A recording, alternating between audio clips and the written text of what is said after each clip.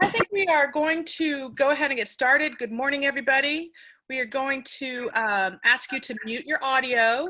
And if you have questions, we'd love to have your questions. And we're going to ask you to put those in the chat. And this is Betsy Hood speaking, and I will moderate this. I'm so excited to have Shamichael Hallman as our guest today. I work for the Memphis Library Foundation, and Shamichael is one of our branch managers, but he's so much more than that. I don't know if you saw Sarah's email with his introduction, but I'll just give you a couple of things about Cosset. The Cosset Library branch is downtown, and it's in the midst of a big renovation, which Shamichael's going to talk about much more. But Shamichael is a visionary leader who sees a place where the library is going to meet the diverse needs of patrons, serve as a catalyst for community building, create pathways for social justice and equitable access to resources. I think those are all values that Otto supports, and so I'm thrilled to have him. I'm going to ask, I just realized that I forgot for us to pray. So I'm going to ask us to take a moment and pray, and then we'll get started, all right? Please join me in prayer. I'm going to pray the prayer of St. Francis today because I think it's a beautiful prayer and appropriate for where we are in the world right now. Lord, make me an instrument of your peace. Where there is hatred, let me sow love. Where there is injury, pardon.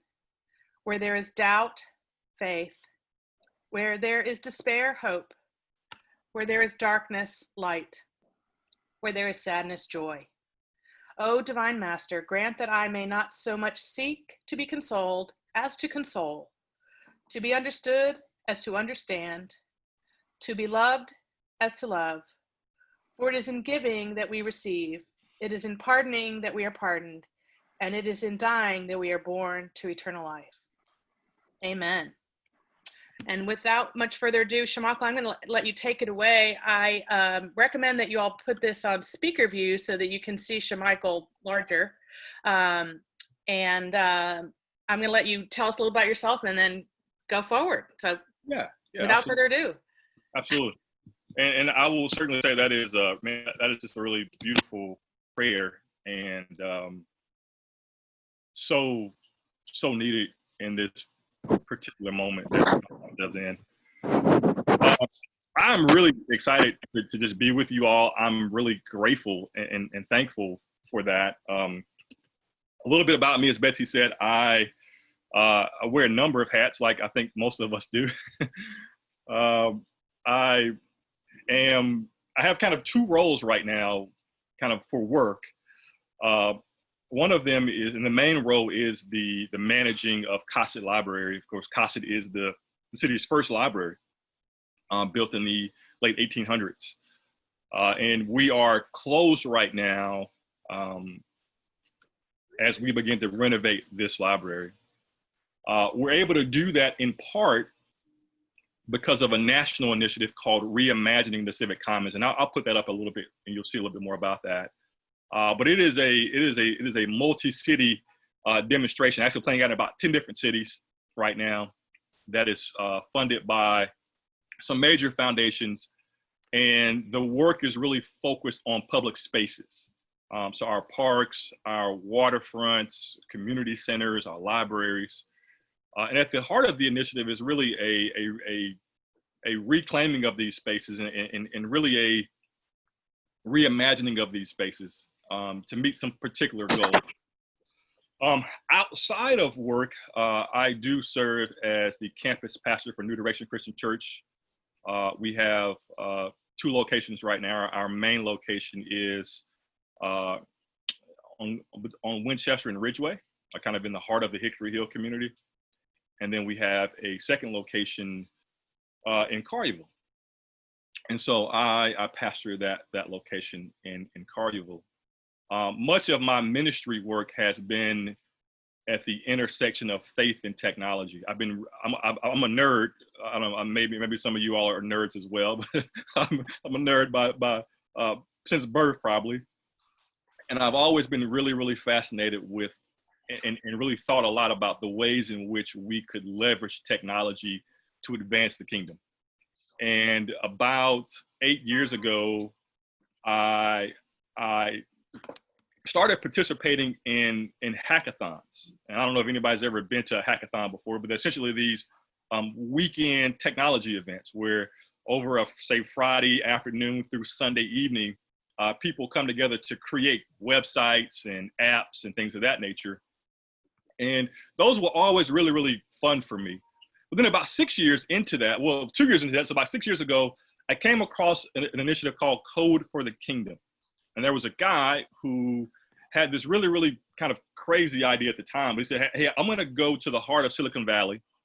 I'm going to find all of the Christian entrepreneurs, Christian developers, Christian technologists, and say, hey, know that you're used to coming to these tech events where you're building kind of the next great startup. But how about over the course of a weekend, we put together something around prayer, scripture engagement, clean water access, social justice. And I started participating in those events. And very quickly, the gentleman who was organizing it said, hey, I feel the Spirit leading me to ask you to help me with this. And so I came on as a co-organizer. And so since 2015, we have organized roughly 60 hackathons across the world. It's been some of the most meaningful work that I've done. About 6 months ago, I was in Kampala, Uganda, with about 15 African technologists creating apps to help spread the gospel, to decrease corruption. It has been a really, really fantastic thing. And so that's a little bit about me. The work right now with CASET is really, really special. As I said, the CASET was the city's first library. And for a long time, Black people were not allowed in that branch. In fact, this is actually before it becomes Memphis Public Library. At this time, it was just called CASET's Library. It was a very rich benefactor who was building libraries across the city. There was nothing. There was no space for African Americans.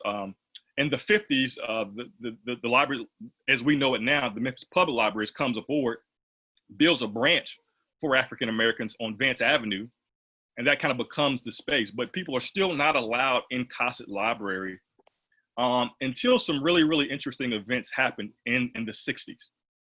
In the spring of 1960, a group of college students, Black college students from Lemoyne-Owen, at the time it was two colleges. We now know it as Lemoyne-Owen College, but at the time it was Lemoyne College and Owen College, came to CASET Library and essentially said, hey, we're not leaving until you give us equal access. And they were pretty shortly after that arrested. And that story has really always fascinated me. And as I dug into kind of some of and there's really some great articles and pictures and things of that nature. But as I dug into that piece, I said, man, why were they arrested just for walking in a public place that should be open to everybody? And the accounts, there was an account of one particular librarian who said the reason they were arrested is because they were Negroes, and Negroes are not allowed in this branch.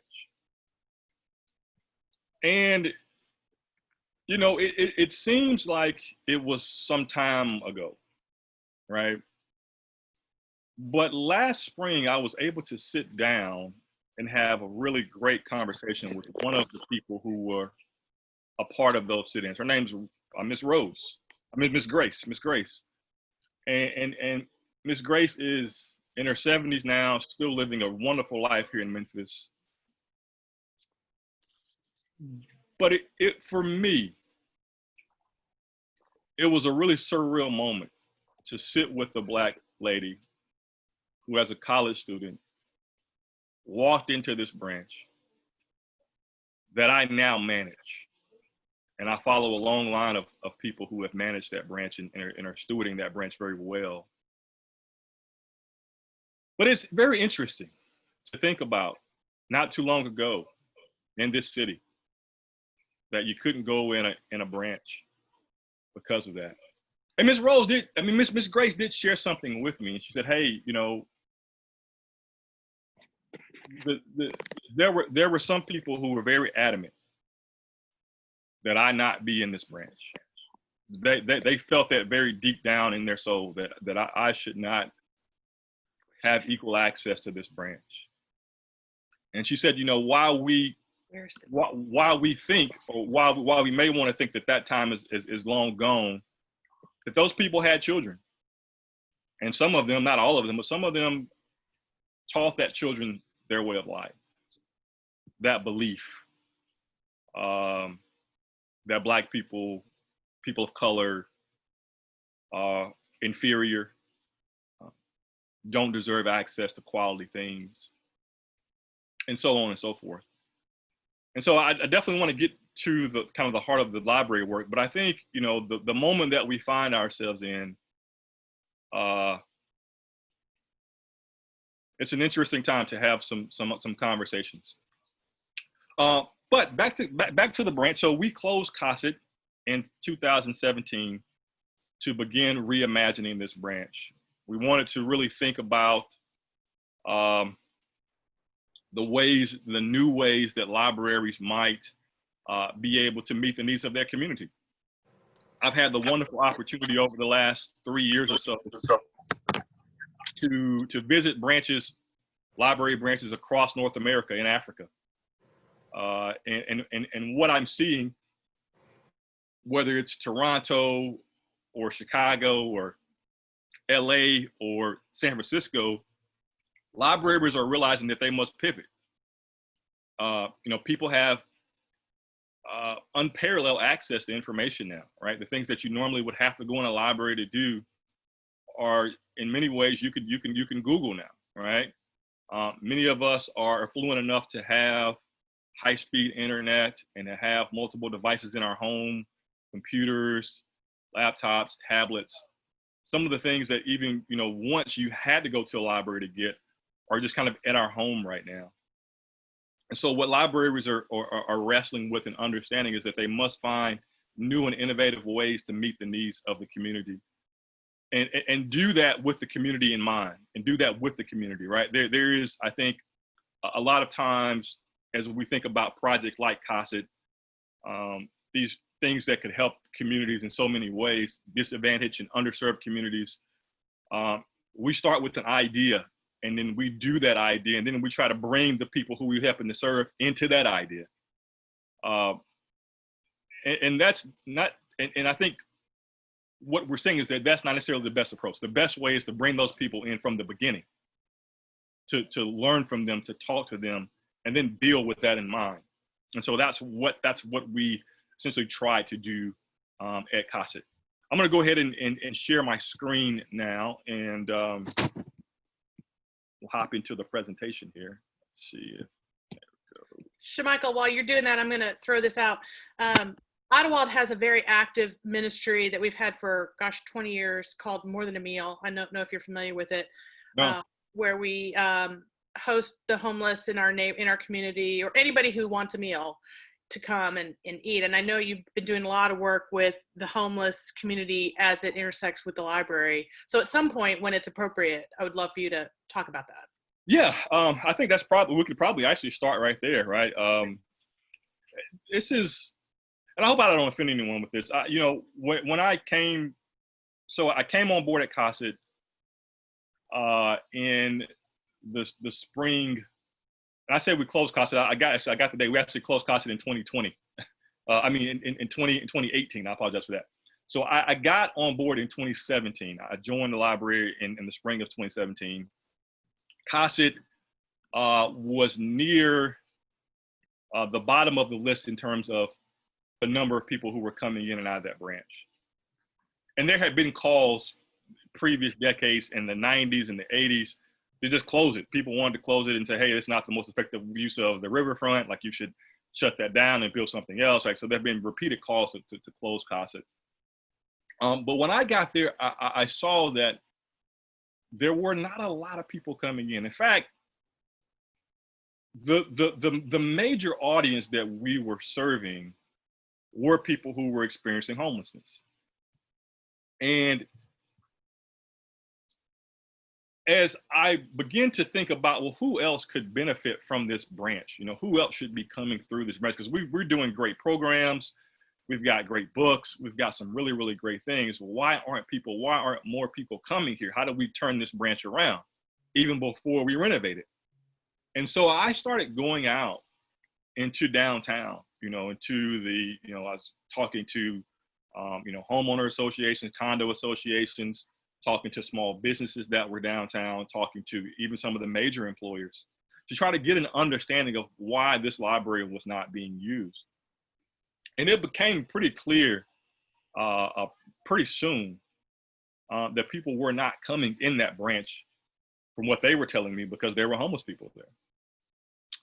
And I said, man, we got to figure this out, right? We got to figure out a way for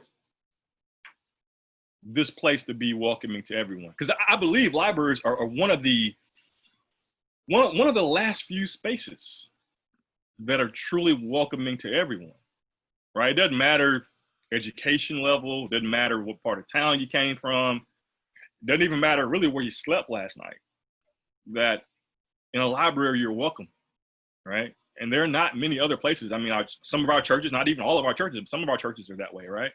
There are not a lot of places where you've got that place, kind of this opportunity for everybody to come together. And I'll talk about kind of what we did and what we're thinking about as we move forward. So here is kind of our ground zero for CASIT. We, after meeting with the community, after meeting, of course, we are a city agency. And so after meeting with various city officials, the mayor, different pieces within City Hall, and then even our leadership, we have phenomenal leadership within the library system. We started with this concept statement, say, okay, well, this is probably going to be the foundation from which we build what CASIT could be. So it says this: the new CASIT library upholds its long-standing tradition of serving the needs of local Memphians. Established on the ideas of providing free and open access to recorded knowledge and information, the library is expanding its mission to serve as an active and engaging community resource. All right, so, and I'm gonna stop there because I think that's very important to talk through and think about. We're not trying to do away with the library as we know it, right? Because a lot of times when I have these conversations, people are saying, well, what about the books? What about the library that I know, that I grew up as a kid with? We're not trying to destroy the library. We recognize that the library meets the needs of the community in a number of ways. And so we're not looking to destroy that. We actually want to build on that. Second paragraph says, taking an experiential approach to learning, the CASIT library recognizes Memphis's diversity of talent and strives to support a variety of interests through creative arts and dance classes, technology and programming workshops, lectures and discussion series, community-led art installations, performances, and more. In the heart of downtown Memphis, the library is designed to adapt to the ever-changing needs of the community. The space is transformed to accommodate diverse neighborhood endeavors, creating an unrestricted landscape for a myriad of social engagements, workshops, presentations, artful installations, you name it, right? The idea here is that you've got a variety of people, local artists, professionals, instructors, entrepreneurs, students, everyday individuals coming together to exchange expertise, right? And the idea really is this last sentence I think is so important, that in this way, the community shapes and gains ownership of CASIT Library, guiding its dialogue and rendering it uniquely Memphis. Built on the premise of cultivating the city's talent, CASIT Library continues to grow with the community and you in mind. And so we talk about how we're able to do this. We're able to do this because of this national initiative, again, called Reimagining the Civic Commons. This project is playing out in a number of cities, Chicago, Memphis, Detroit, Akron, Ohio, of course, Memphis, and 5 new cities have come on board, including Lexington, Kentucky, and San Jose, California. The project really is funded by 4 great foundations, right? So those foundations are the Knight Foundation, the Rockefeller Foundation, the JPB Foundation, and the Kresge. They have fueled this initiative to affirm the power of the commons. And at the heart of this initiative are 4 outcomes, kind of 4 things that we're hoping to do, making strategic investments in public spaces, our parks, our libraries, our community centers, making strategic investments in these spaces. We're really kind of hoping to drive 4 specific outcomes. The first outcome is civic engagement. So we want to build a space and create a space that creates a sense of community, that creates a sense of belonging for people from all backgrounds, right? Um, and as we bring those people into this space and create this sense of community, we want to then kind of help these individuals become stewards, to kind of help give a voice and shape the ways in which things are happening in their community. And so, as I said before, with CASET, even before we started, renovating this branch, we were talking to people in the community, people who lived in the community, people who worked in the community, even tourists who were coming in. And not only were we asking them, hey, what do you want to see? What type of event, what type of program, what type of books do you want? We were also trying to bring them into the fold of helping them understand how crucial and vital a role public spaces play in our lives, and kind of how and why it's important to advocate, say, for funding, right? Most of our funding comes from your tax dollars, right? And so really kind of advocating why it's important to adequately fund our public spaces. CASET is in a kind of a unique space where we're in the heart of downtown, and there's, by and large, affluent individuals, but we have branches all throughout the city. And in some cases, in many cases, the place where our branches are the sole kind of access for technology and books for the people who are in those communities. And so we wanted to, even at the beginning, talk about the importance of libraries and their role in the community. But we also wanted to create places where we had a wide variety of people that were coming, right? And so the second kind of goal is social economic mixing. So we wanted to create spaces where on any given moment, no matter what type of program was happening, whether it was a book club or a cooking class or whatever it might have, that you would have people from all walks of life. You would have people from all corners of Memphis, right? That spanned educational, political ideology, kind of where they were economically. Like, you wanted to have a place where truly everyone belonged. And not only did everyone belong, people were actually coming together to share these experiences, right? And this is really, really important, because we know right now, and I think we're starting to see a change, but we are, our society is perhaps more divided and more polarized than we have been in a very long time, right? Now, I think the beautiful thing that's happening out of some of these, the pandemic and of course the social justice movement we now find ourselves in, is we're kind of now coming together. But we're still very much isolated. We're still very much divided.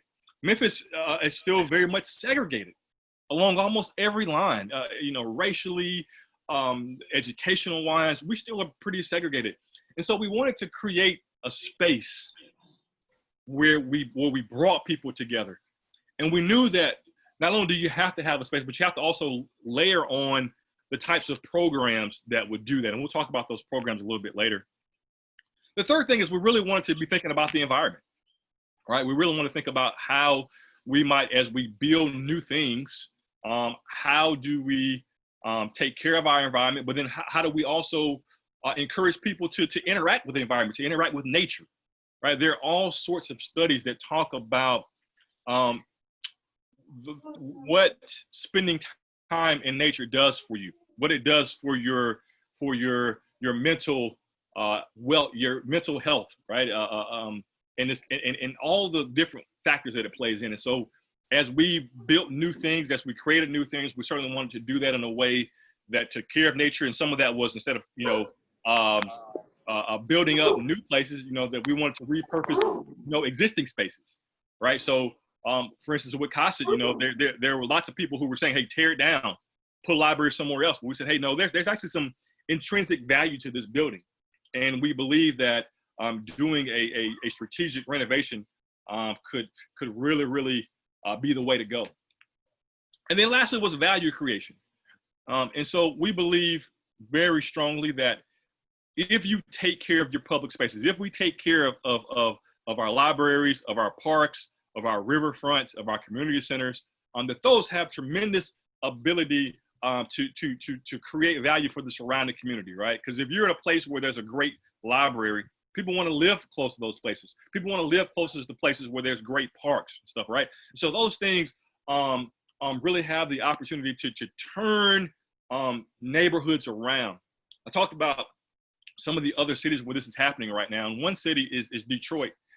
And it's been really fascinating to see. There's this one particular community in Detroit called the Fitzgerald community. It is by and large an African American community. The community has really suffered from a lot of disinvestment over the last few decades. And so when you have any sort of community that suffers from that, when they're not tax dollars that are taking care of the library, the park, not keeping abandoned homes properly maintained, then that becomes a place for crime, right? And when you have these neighborhoods that have been riddled with crime, and maybe over policing techniques or what have you, people leave those communities, right? People leave those communities. No one wants to live there. And in Detroit, what they did in this Fitzgerald neighborhood was they took one particular block of this kind of lot where there were numerous homes, and all of them were abandoned. And they tore those homes down, and instead of putting up new homes, they put up a beautiful park. I mean, the park is just absolutely beautiful. It's got playground structures and green space, and there's a little pavilion area for picnics and things. And they started getting the people who lived in that immediate proximity to view themselves as stewards of that place. So when they saw trash, they would pick the trash up. When they saw things that were happening that shouldn't be happening, they would alert the authorities, or they would go in and do something on their own. And what began to happen was there was a sense of pride that began to take place just because there was a great park in that neighborhood. And what they're seeing now is that people are now, the neighborhood is starting to turn around. People are moving back. Is really doing some really wonderful things for that particular neighborhood. And so that's one of the things that we then advocate. I will stop there for a moment before I get any further into this and just see, does anyone have any thoughts or questions before we move forward? If you have any questions, you can put them in the chat, please. Fantastic. Fantastic. Cool. Anybody? We'll wait a minute and see if some pop up there. Okay. So I'll come back to that in case someone throws something there. I'll definitely check it out. So okay, I'll moderate that too, so I'll keep my eye on it. Fantastic. Thanks. All right, I guess go on. There don't appear to be any questions right now, so keep going. Cool. So with all of that in mind, here is how all of those things, kind of those community conversations, this national initiative, this kind of thoughts from city leadership and library leadership, here is where we land and how we move forward with Cosset Library. The project is divided into 3 phases. The first phase is the courtyard. And the courtyard right now, if you drive by now, you actually see construction happening. And I'm really, really excited about that. But if you were to drive by, say, about a year ago, what you would have saw was a pretty empty courtyard, and then a pretty ugly white fence that went along Front Street, right? I kind of hated that fence, man, because it's like, I always felt like it put like a barrier. I mean, I understand like you needed it for safety, but I always felt like it kind of screamed exclusivity. So with this new design, the first thing that we've done along Front Street is remove that fence. And we've placed a set of steps that brings you right into the courtyard, right? Immediately now, we've opened up the place. And I think there's certainly a lot of other things that you're gonna see, but I think that is one of the most key things that we could have done with this library, is to just open it up and say, hey, you're welcome, to create a really open and inviting space into this courtyard. And so as you come into the courtyard, you can see that we've now, we will pave half of the courtyard, place a lot of seating there, some green space. It's just kind of a wonderful place where you want to come. We've got some great oak trees there that provide some really wonderful shade, and there's Wi-Fi there. So it just provides a really wonderful place that you want to come and kind of hang out, right? The second phase then moves to the inside of the library, the first floor. Now, Cosset is kind of in two kind of blocks right now. The first block is the original portion of the building that was built in the 1800s. A second part was added in the 50s. It's kind of mid-century modern piece that was added. So we're actually not going to be doing anything to that historic part of the building just yet. There's some things that are coming down the road for that. But this piece that I'm showing you right now is just for this kind of newer mid-century piece of the building. First floor, we're adding a couple of really cool things. The first thing is a cafe. And this cafe will, of course, be owned by the library, owned by the city, but operated by a local restaurateur or chef. And so we are kind of going through the process now of figuring out, talking to the community and seeing who might actually want to operate that space. And so, hey, if you know of someone if you know of a restaurateur, if you know an aspiring chef looking to expand, please get them in contact with us. We'd love to talk to them more about the cafe. We're going to also add some meeting rooms, something that we did not have before. We didn't have any exclusive meeting rooms. And so we've got actually 3, this shows 2, but we're actually gonna have 3 glass enclosed meeting room spaces that will accommodate, as few as, 4 or 5 people, but could get you up to 15 or 20 so people. And so that's gonna really be great for those who wanna come in. And I think this is really, really important because we talked about, a minute ago, we talked about the mixing, the socioeconomic mixing, all right, of really kind of creating this welcoming space where people could just kind of come in and meet new people and have new experiences. What that requires of us, I think, and we'll see, this is going to be experimental for us, but really is in turning this first floor, pivoting from kind of a traditional library to more of a gathering space. And what I mean is we want very much so when you walk into this first floor, when you come out of the courtyard and you walk into the building, we want there to be lively conversation. That's a little different than what you expect. That's what you expect when you walk in a library, right? When you walk in a library, you kind of expect for people to be very quiet, for there to be a librarian that's kind of got their finger up to their mouth, instructing you to, hey, don't start talking too loud, right? As Betsy had over, you don't want people too loud, but we really want to kind of shatter that. We really want the moment you walk in to hear conversation, right? To see someone who had just came from the cafe and they now have a sandwich and they have a beverage and they're sitting down with an awesome book. And there's conversation happening around the book. There's conversation happening around what's happening in that day, right? And I said, that's going to be different because many of us we associate the library with being that quiet space. And so these meeting rooms are really going to be crucial in giving individuals one of the spaces, there will be a couple spaces, but one of the spaces where you can find some quietness to kind of, to get away from things. So we have these meeting rooms, and then we will also have this wonderful art piece that pays tribute to the sit-ins. We talked a minute ago about the sit-ins that happened in the 60s. Number of students who came into that branch and said, we're not leaving until you give us access to that branch. Then a number of really great lawyers, right? We think about some of the lawyers, the great African-American lawyers that many streets are named after. We think about Benjamin Hooks. We think about A.W. Willis. We think about Russell Sugarman. Individuals who tried that case that led to not only the desegregation of the Memphis library system, but also kind of gave way to what happened in libraries throughout the South, right?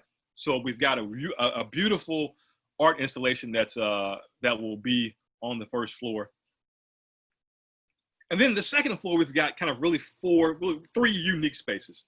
The first space is a performance area. This is about roughly 2,300 square feet. A multi-purpose space that will allow us to do all sorts of things, right? To do dance classes, to do music classes and sessions, fitness, acting. This particular space, which you can see highlighted in the green here, we're actually going to be able to configure in about 9 different ways. And so, on a Wednesday evening, it could be a gathering for, say, your men's fellowship class or your women's fellowship class. Then we could very quickly on a Thursday morning convert it so that there could be a corporate gathering there, right? And so we wanted to be very, very intentional about keeping the space as flexible as possible so that we could do some things. One of the conversations that we're having right now is kind of, and as our society, is around kind of race, social justice, and equity. Right? Who belongs? Who gets access to things? This gentleman right here in this picture, this black gentleman, is a guy named Lil Buck. Lil Buck he's a Memphis native, has a wonderful story about how ballet changed his life. Buck was able to, he was doing a style of dance in Memphis called juking, and infused that with ballet to create this really interesting style of dance that has gone global. But when library leadership talked to him about what we were trying to do, he said, hey, I want to be a part of that. And what he's going to do is actually create the very first Memphis Juking Academy, which is going to be housed in Cossett Library. It's going to be a space where people from all walks of life, right, are able to come, right? But Buck is thinking very specifically about the other little black boys that look like him, that grew up in rough parts of communities and maybe didn't have access to the arts. And so he wants to be very, very strategic about bringing these young boys in and teaching them dance and how the power of dance can shape their life and really transform and alter their life. I'm really, really excited to have Buck there, man. It's going to be really, really great.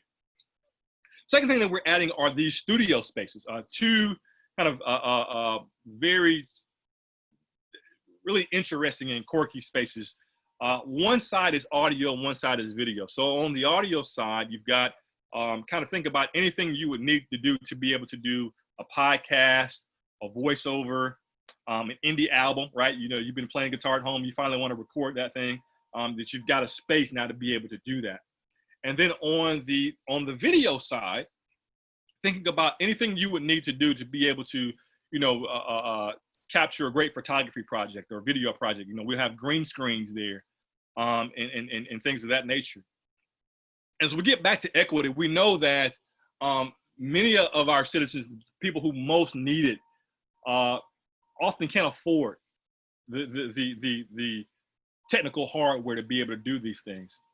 And so all the things that you would need to be able to do a project in here, think about, you know, whether it's a camera or a camcorder, a microphone, an instrument, whether it's a guitar, a drum, a laptop, all the things that you would need to be able to do this will be available with your library card, right? So there's no fee or anything for that.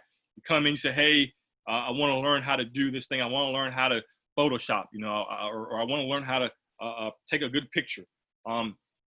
All the things that you would now need to be able to do that will be in this space. And I'm really, really excited about that. And then lastly, we've got this kind of co-working / workshop space. And co-working is become a huge thing. Well, at least before the pandemic anyway, it was a pretty popular thing in our city, starting to grow. There are a number of co-working spaces throughout the downtown, midtown, community, kind of now popping up in some of our suburban neighbors.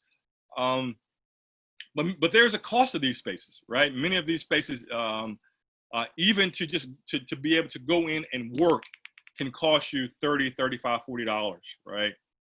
But then if you actually want to have a dedicated space to work in, or if you want to have a space where you and a few of your office mates want to be able to work, those prices can get much more expensive. And so that creates a barrier for some people. And so what we want to do in this space is create a really great space that kind of mimic what you would find in a co-working shop, right? So we wanted great Wi-Fi. We wanted lockable storage. We wanted the types of whiteboards and smart boards that people would use to be able to create things. And to be able to, again, to offer that completely free. And so, again, as we talk about equity, as we talk about access, right? The library is about access, about providing people access to things. I'm so excited that we're going to be able to do that. And so that is kind of at a very high level what the space looks like. Now, I talked a minute ago about, and then we'll move into kind of the homeless conversation, is that you can't just have this idea, right? And then you can't just have fancy equipment. There are a lot of places that build a new space and put fancy equipment in it and expect people to come. And they come for a couple of months, and then that space kind of becomes nothing, right? You've got to then layer on the types of things that make that space inviting. And for us, that really starts with staffing, right? I love this. I love our library leadership. Many years ago, they began to discover that most of the people who had Master of Library Science degrees were white women. Now, I think the profession as a whole, whether the American Library Association, Public Library Association, they recognize that, many years ago. And so they have now really sought to diversify the people who come into the Master of Library Science program. And so now you see a much, much more diverse audience. You see people of all ages, all walks of life, who now decide to get that degree, which is really a phenomenal degree to have if you were in library, if you decide that you want to work in libraries. But our leadership said, hey, how about we remove that barrier and we allow people from all walks of life to come work for the library? And so what you have here in Memphis is people who have all sorts of degrees, right? You have poli-science people, you have history and philosophy people, you have business people. I'm a computer science guy, right? You have people in some ministry, yeah. And so creating the type of staff that's reflective of the community, I think, is important. But then once you get that staff in place, you then have to train that staff to really be intentional about welcoming everyone. And what I have to do with our staff, and even what we're doing right now, is to say, hey, there are probably going to be people that come through this branch that don't have the same political belief as you. There are probably going to be people who come through this branch who don't share your same faith walk. Probably going to be people come through this branch who speak a different language, right? Who look different than you, who talk different than you, who smell different than you. But those people are welcome, right? In this space. I don't care what happens. Well, I do care what happens in the space, but in this space, we have to set the tone that everyone is welcome, that everyone is free to come in, and that we will treat you as that. And so as I go back to what we talked about at the very beginning with the homeless community, as we saw that many people were not coming in this branch, I began to ask people, what would it take to get you in here? What book do I need to put in? I want you in this library. It's a beautiful library. It's going to be a beautiful library. But even before that, it was a great library. I want you in this library. What would it take for me to get you in here? What type of book would it take? What type of program would it take for me to get you in here? And what more than a few people told me is that, hey, there are homeless people there. And when I go in that branch, I don't feel comfortable. Some of those people smell. Some of them are talking to themselves. And I don't want to go. And I believe this at my core, that proximity is power. That we often judge people who just don't know them, right? We don't really know them. We know what the media tells us about those people, but we don't really know them. And so I created a program a couple years ago, right before we closed. I said, hey, I'm going to get about 20 people in a room. See if I can get half people who are experiencing homelessness, half people who are not. And I went, and I was able to kind of find the homeless individuals pretty quickly. I kind of knew who would want to do it. So, hey, we're going to have dinner and a conversation over a couple of evenings. Would you come? And I was able to get the homeless individuals pretty quickly. But then I started going throughout kind of downtown saying, hey, I'm working on this program, and I really want to get homeless people who are experiencing homelessness and those who are not. I want to get them together to have conversation. I want us to break bread together. I want us to talk to one another about our experiences and the way that we experience life. And I could not find 10 people downtown that want to do that. We were like, oh man, what day is it? Oh yeah, I have a meeting on that day, right? And there was just kind of all sorts of just, conflicting things. I was finally able to find people, and we sat down for dinner, and it was one of the most beautiful things that I'd ever witnessed. There was a homeless guy who, at one of the tables that we were at, said, hey, and he was talking to everyone who's at the table, said, hey, I know you all don't want me in this building. He says, listen, I know that you would rather me just be outside in the park, on the street, that you'd rather me be anywhere other than this branch. He said, but when I walk in this place, I'm just like you. I'm a book lover. I'm a knowledge seeker. He said, if you got to know me, you might discover we like some of the same books, some of the same movies. I'm just a person. He says, the reason why this library is so important to me is it is the only place that I am able to go where I am able to find some level of dignity and worth. And that's such a powerful statement, right?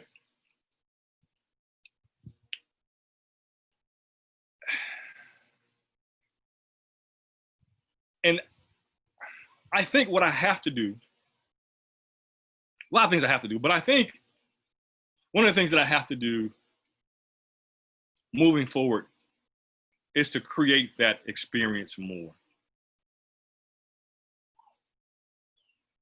Is to create opportunities for people to be in proximity together, right? That same gentleman that I told you about, somebody at the table said, well, hey, why don't you just take a shower? And he said, well, where do you want me to go? He said, well, go to the shelter. You can go to the shelter, take a shower. And he said, well, listen, man. He said, there's one shelter where I was kicked out of. He said, I have an alcohol problem. I can't go back to that shelter. He says, there's another shelter where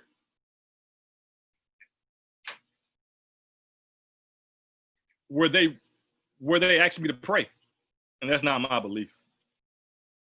So there's another shelter where I went to sleep one night with all of my stuff, and when I woke up the next morning, all my stuff was gone. He said, I don't feel safe going to that place, right? Because on top of that, the shelter's charged. And I don't have that money. And I don't think the person who held that belief knew that. You know, and so I think proximity is so important. And I think it is going to also be crucial because here's the thing, and I'm really hoping to kind of hear your thoughts on this. I think we could have ran that experiment not just with people who were homeless and people who were housed, but we could have ran that with Democrats and Republicans. We could have ran that with Christians and Muslims. We could have ran that with people who live within the core and people who live in the suburbs. There's so many ways in which we have isolated ourselves and created these kind of filter bubbles. And I think the library has a tremendous opportunity to help burst some of those bubbles. We've got to start talking to each other. We've got to start interacting with each other and overcoming narratives that are being pushed to us, right? Mm-hmm. But specifically, as I go back to homelessness, I'm always thinking about that individual who says, well, where do you want me to go to take a shower? Mm-hmm. Right? Now, I know that there are some new things coming about, like Hospitality Hub is really doing some really great work there, and they're putting some showers there. And so we have to certainly be thinking about that.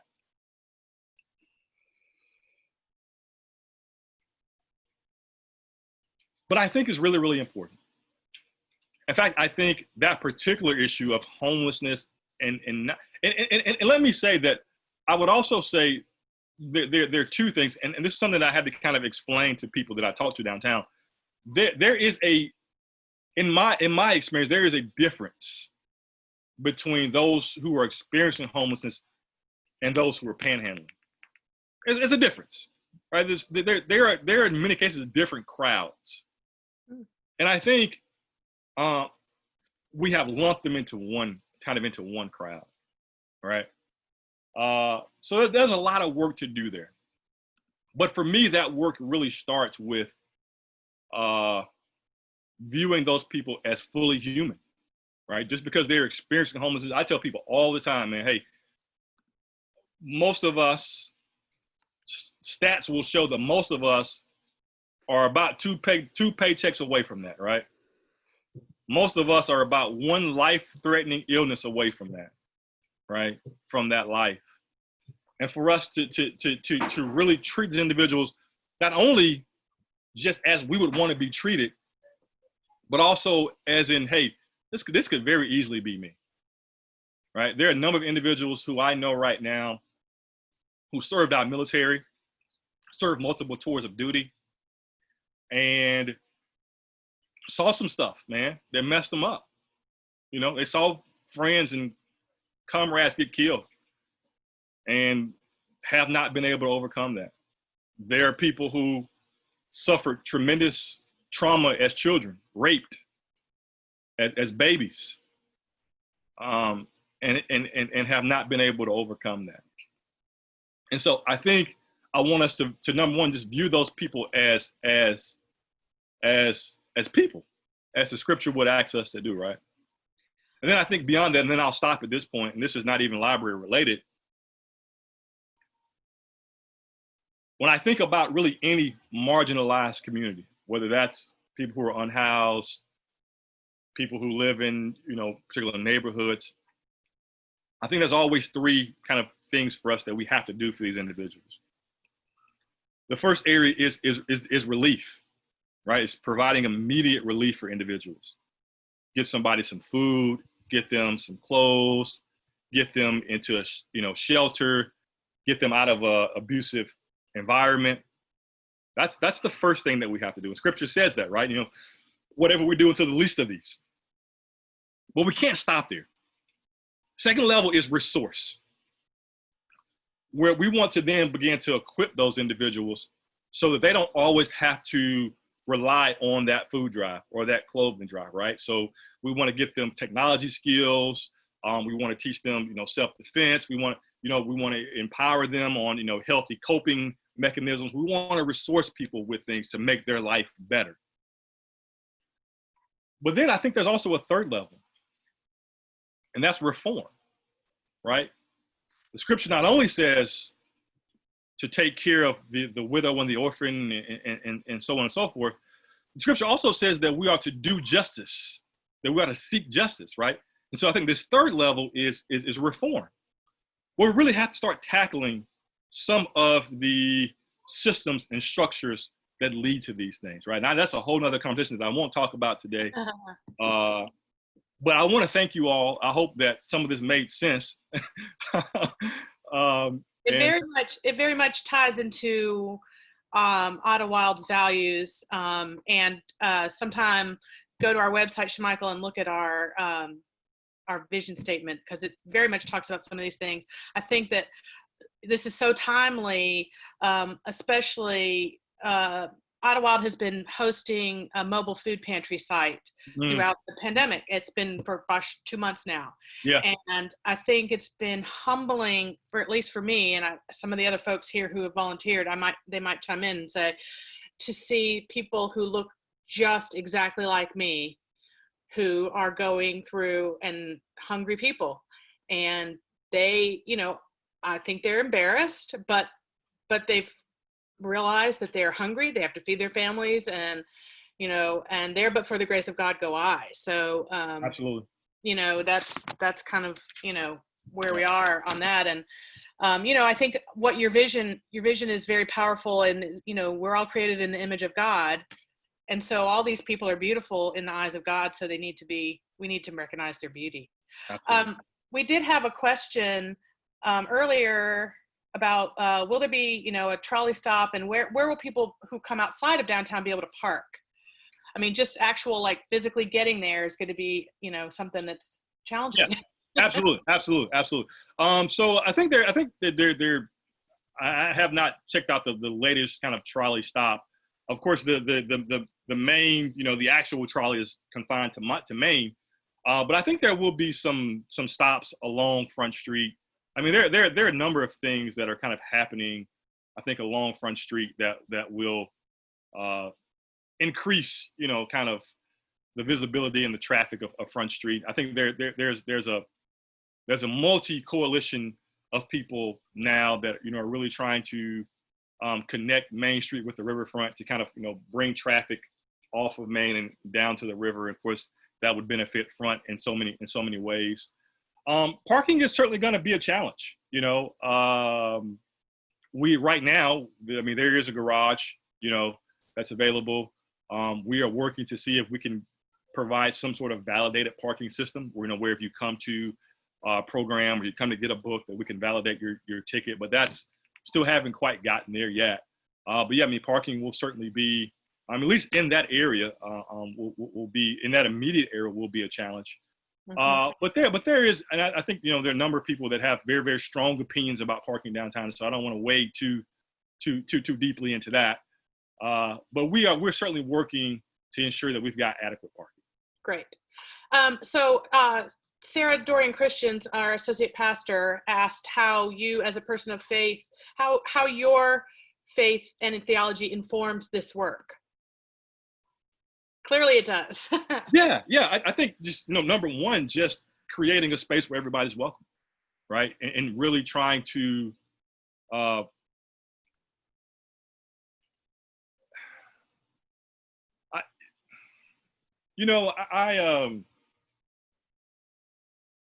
when I think about transformative moments for me in my faith, I grew up in a very, very small town in Alabama, and many of the transformative moments in my faith came, and not necessarily in the church. They actually came from watching people who went to my church live their life in my community, right? I mean, I certainly was blessed hearing the sermons, but I think what really blessed me was watching people live out those sermons throughout the week. So this little town that I grew up in is really small, Margaret, Alabama. So small, we just got our first traffic light a year ago, and it was a really big deal. Like people were we were taking selfies with the traffic light. Like, hey, we have arrived. We have a traffic light now. But I say there's the great side of living in a small community like that is that everyone knows everyone. But the downside of living in a small community like that is everyone knows everyone, right? And so often they know you had a fight with your wife before you knew it, right?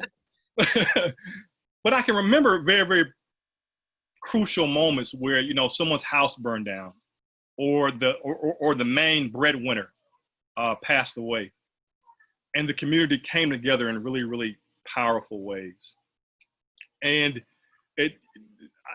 for me, I think I want to very much, as much as I possibly can, create that community within the library, right? To really bring people from all walks of life. This other part of this community, we were separated. I mean, the Black people lived on one side, the white people lived on the other side. We went to the same school, but the Black people sat on one side of the cafeteria, white people sat on the other side of the cafeteria, and this was the 80s. And I remember, and I hope I don't offend anyone with this, but I remember there was a moment on the playground in about third grade when the ball that the Black kids were playing with went over to the side where the white kids were playing, and I went to go get the ball, and one of the white kids said, "Nigga, take your ball back over to there," right? And I didn't talk to that boy for a long, long time. It wasn't until actually we graduated high school that I even had another conversation with that boy. And our conversation, I said, "Man, you realize that our parents worked at the same plant. You realize that just like my dad was in a wheelchair, your mom also had a handicap. Man, do you realize that we were actually much more alike than we were different? And, you know, why did you feel so empowered to call me that?" And we had this really, really moving conversation that I think got us there. But and I know our time is up here. Mm-hmm. But I think the faith is fueling me to create community. Faith is fueling me to create spaces where everyone is welcome. Faith is fueling me to show the love of Christ, even if I can never say that word in a public space. But I believe that there are going to be opportunities, and there have been opportunities already where people just see the work that we're doing and the way that we treat people and the way that we talk to people and say, hey, man, there's something different about what y'all got going on, right? And then I didn't have the opportunity to introduce them to the love of Christ. That is a beautiful way to end this conversation. I want to thank you so much for your time, your energy, your vision, everything that you bring into this project. And we really look forward to seeing how it develops. And thank you. Thank you so much. Does anybody have so much for having me. I really appreciate it. Send them to me and I can pass them along. So thank you. And I do hope that, again, you know, we're hoping to open, I don't know what happens with the coronavirus. We are hoping to open, we're on track to open at the end of this year.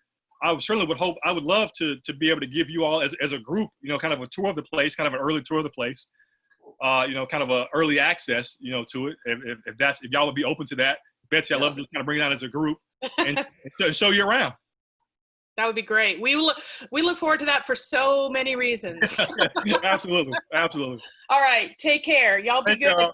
And any Ottawa members who don't forget about Frank Kelly's departure thing at 11:30. So if you can come to church and line up on Evergreen, that would be great.